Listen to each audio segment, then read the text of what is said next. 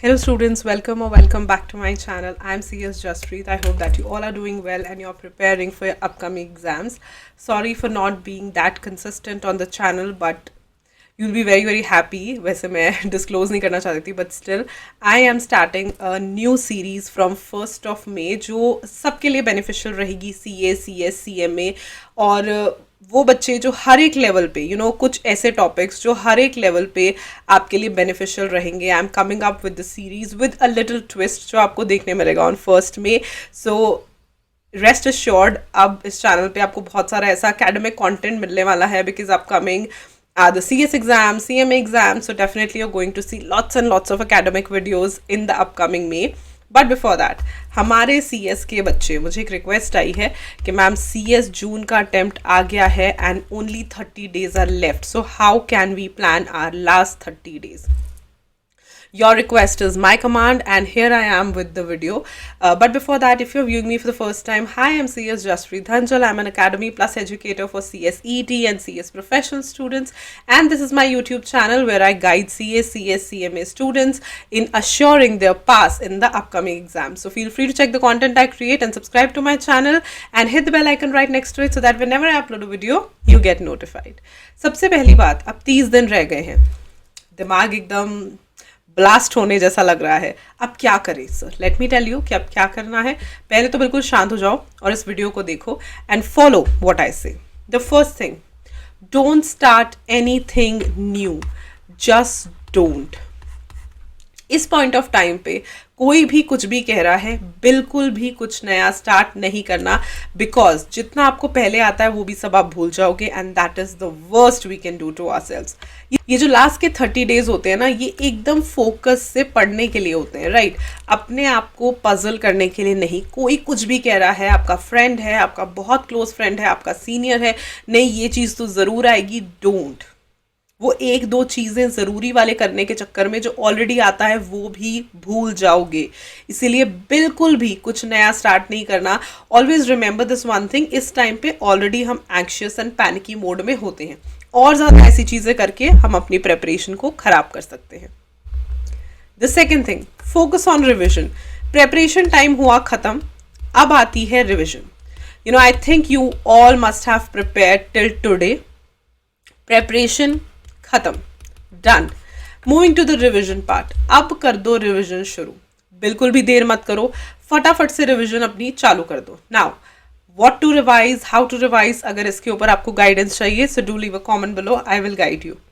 Revision जो होती है ना, वो एक्चुअली में आपको हेल्प करती है. अगर आप ये सोचते हो कि वन टाइम प्रेपरेशन करके हमें सब याद रहेगा, that is not going to happen. At least 2 to 3 revisions अपनी प्लान करो.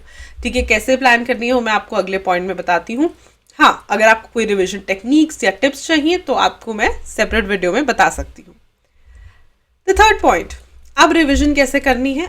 बचे हुए दिन जो कि 30 days हैं ऑफकोर्स, उन्हें आप and I am taking like excluding the buffer days, divide करके हर एक सब्जेक्ट के ऊपर फोकस करो. नाउ डोंट बी लाइक कि ये मेरा स्ट्रॉन्ग सब्जेक्ट है, ये मेरा वीक सब्जेक्ट है.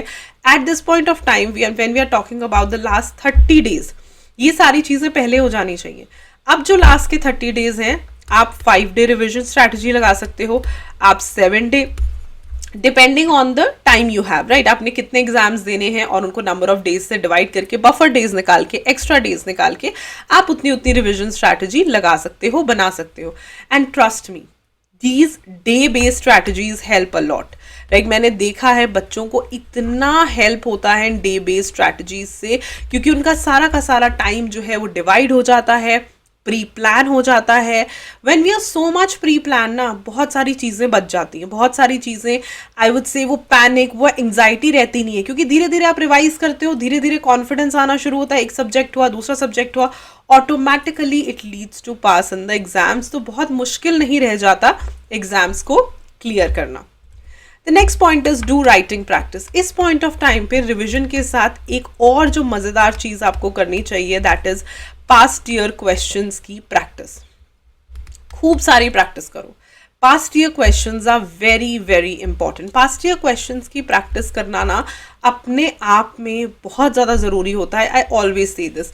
अब जो न्यू स्टूडेंट्स हैं वो बोलेंगे कि हम कैसे करें। देखो, आपके लिए आई वुड टेल यू कि जो रिपीटेटिव टॉपिक्स है ना, आप उनके क्वेश्चंस एक बार कर सकते हो, राइट। बहुत सारे ऐसे रेपिटेटिव टॉपिक्स होंगे। जो नए टॉपिक्स हैं, अगर आपको लगता है कि इनके क्वेश्चंस हमें नहीं मिल रहे हैं, it's okay.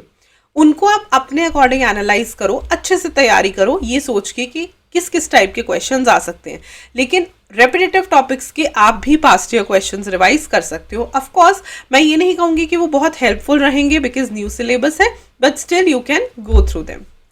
The next one is follow the marathons. इस टाइम पे आपको बहुत सारे चैनल्स पे बहुत सारे मैराथॉन्स मिलेंगे। You can definitely go had and follow any of your choice. अब मैराथॉन्स का क्या कॉन्सेप्ट रहता है मैं आपको बताती हूँ। अब हमारे टाइम पे तो मैराथॉन्स ऑनेस्टली होते नहीं थे।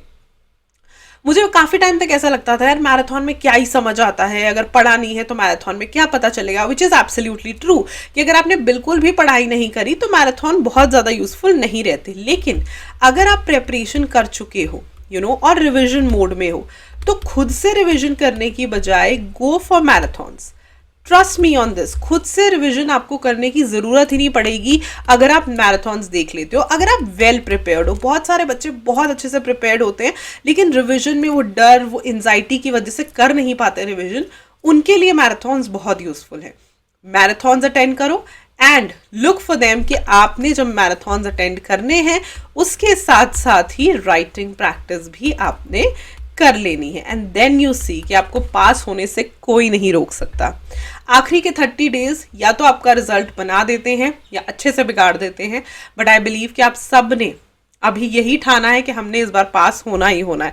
सो जून में बैठने वाले जितने भी बच्चे हैं, अगर आपकी कोई भी क्वेरीज हैं, कोई भी वीडियो रिक्वेस्ट है, please leave the same in the comment section below.